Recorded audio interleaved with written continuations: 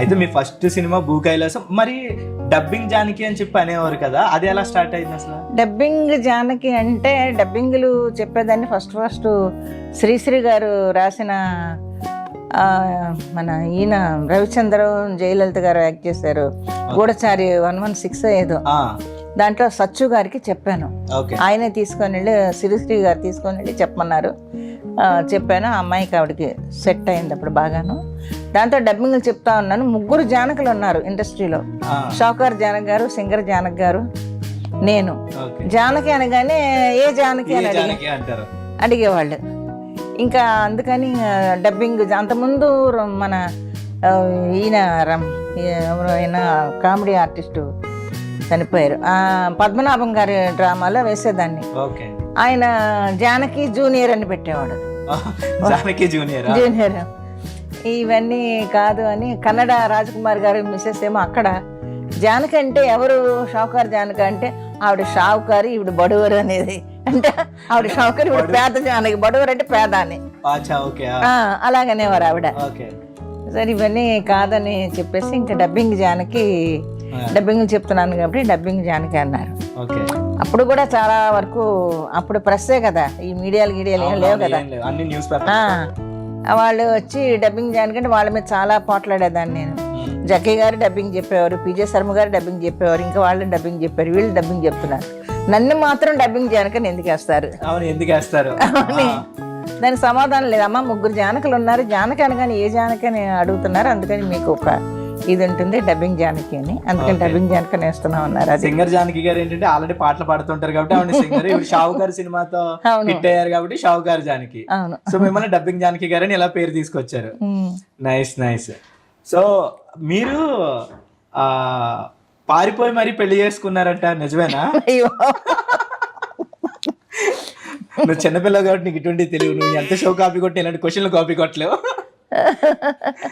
పారిపోవడం అంటే ఏం కాదు, అది నిజమే. నేను మా ఆయన నాకు అప్పుడంతా 16-17 ఏళ్ళు అంతే. 16-17 ఏళ్ళకి పెళ్ళి అయిపోయింది. ఇద్దరం కలిసి ఇండస్ట్రీకి వచ్చాం. ఓకే. పెళ్ళయింది. ఇంట్లో, మా ఇంట్లో ఒప్పుకోలేదు, వాళ్ళ ఇంట్లో యాక్సెప్ట్ చేశారు, మా ఇంట్లో ఒప్పుకోలేదు. ఓకే. దాని మీద నాకు మొదటి నుంచి ఏముండేదంటే యాక్ట్ చేయాలని ఉండేది కాదు. పెళ్లి చేసుకున్నావా, సుఖంగా కాపురం చేసుకున్నావా, ఆ మొగుడు తెచ్చి అప్పుడంతా 300 అంటే చాలా గొప్ప జీతం. అది రోజుకమ్మా నెలకి 300 వస్తే చాలే అనుకునే తత్వం నాది. ఉన్న దాంట్లో సర్దుకోవచ్చు అనుకునేదాన్ని. అలాగా ఆ మెంటాలిటీ అలా ఉండేది అన్నమాట అప్పట్లో. అది ఇలాగ చెన్నై రావడంతో చాలా కష్టాలు పడి నేను మా ఆయన. లవ్ మ్యారేజ్ కదా మీది? Love marriage. అసలు ఎలా స్టార్ట్ అయింది లవ్ మ్యారేజ్? స్టేజ్ మీద డ్రామాకి నేను వెళ్ళాను, ఆయన మిలిటరీ నుంచి అప్పుడే వచ్చారు. ఆయన మిలిటరీ నుంచి వచ్చారు, హార్మోనిస్ట్ ఆయన.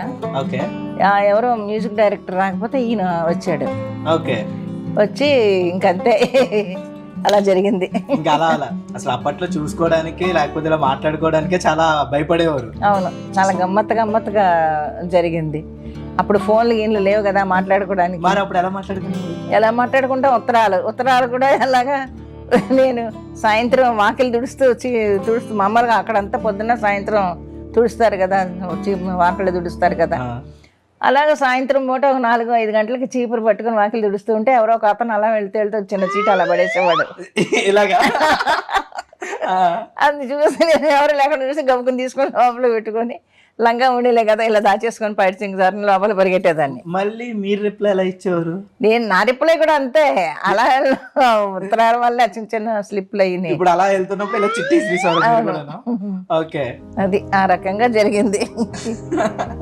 అంటే ఈ లవ్ స్టోరీ అంతా ఎన్నేళ్ళు జరిగింది? అంటే ఒక 1 year మంత్సా జరిగి ఉంటుంది, ఒక 1 year జరిగి ఉంటుంది. తర్వాత పెద్ద గొడవలు జరిగాయి. మా నాన్న కంప్లైంట్ ఇచ్చి మైనార్టీ తీరలేదు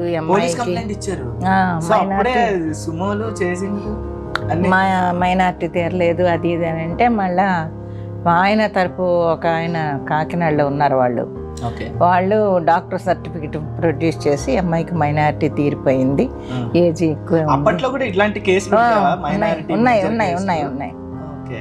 ఆ రకంగా జరిగి తర్వాత మా వాళ్ళందరూ ఒకటైపోయారు. ఇంకా అందరు కలిసిపోయి మా బాబు పుట్టాక ఒకటయ్యాం. ఓకే. మా పెద్దబాబు పుట్టిన తర్వాత ఒకటి అయ్యాం మేము. ఇప్పుడు పిల్లలందరూ కూడా సెటిల్డ్? అందరూ సెటిల్ బాగానే ఉన్నారు. పెద్ద బాబు ఏం చేస్తున్నారు? వాడు మ్యూజిక్, వాడిది ఒక స్టోరీ. అంటే వాళ్ళ నానాతత్వం, ఆయన కూడా మ్యూజిక్ చేశాడు సినిమాలకి.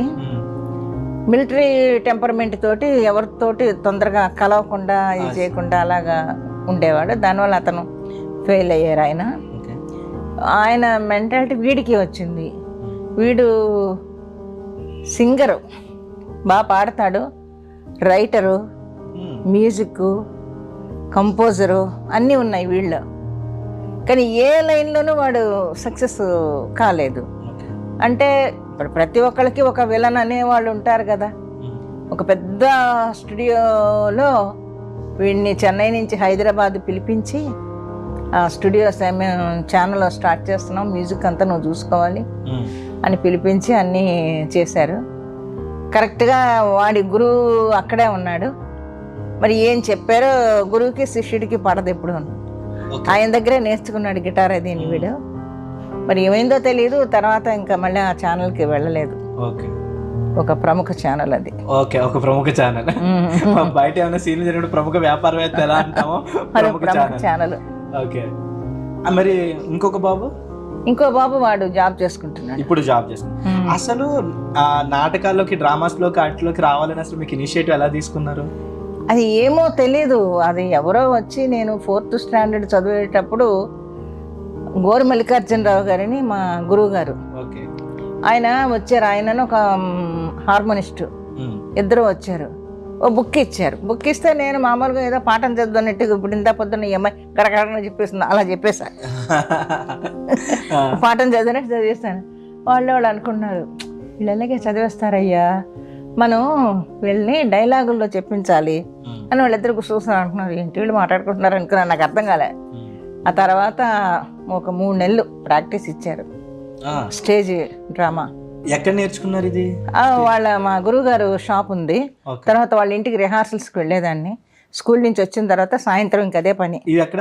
రాజమండ్రిలోనా? పెద్దాపురం. వెళ్ళి అక్కడ నేర్చుకుని అక్కడ నుంచి 3 months తర్వాత అందరూ ఎవరంటే బాయ్స్, మన 8th స్టాండర్డ్ చదివేవాళ్ళు, 9th స్టాండర్డ్ చదివే పిల్లలు, వాళ్ళలో నేను హీరోయిన్ని.